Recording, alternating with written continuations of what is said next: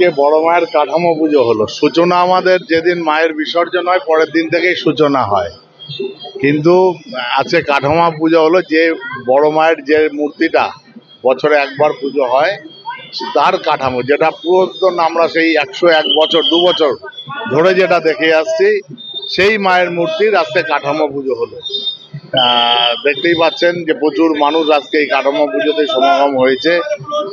তবে ভিড় অন্যান্য বারের তুলনায় এবছর আরো বড় আকারেই হবে, যার জন্য আজকে আমাদের বারাকপুরের পুলিশ কমিশনারের যিনি কমিশনার মুরলীধর শর্মা মহাশয়, তিনি আজকে এসছেন। আজকে এই এত মানুষের ভিড় কিভাবে সামাল দেওয়া যায় সেই নিয়েই আলোচনা আমাদের মধ্যে আজকে একটু হবে। নৈহাটিবাসীর একটু সমস্যা হয় পুজোর সময়, এত মানুষের কয়েক লাখ লাখ মানুষ নৈহাটিতে আসে। আমি মানুষকে বলবো, নৈহাটির সাধারণ মানুষকে, কোথাও সমস্যায় পড়লে আপনারা থানার সাথে যোগাযোগ করবেন, যেহেতু নৈহাটি থানায় পুরোটা মেনটেন করবে। কোথাও কোনো বাড়ির কোনো মানুষ অসুস্থ হয়ে গেলে তাদের যাওয়া আসার একটা সমস্যা হয়।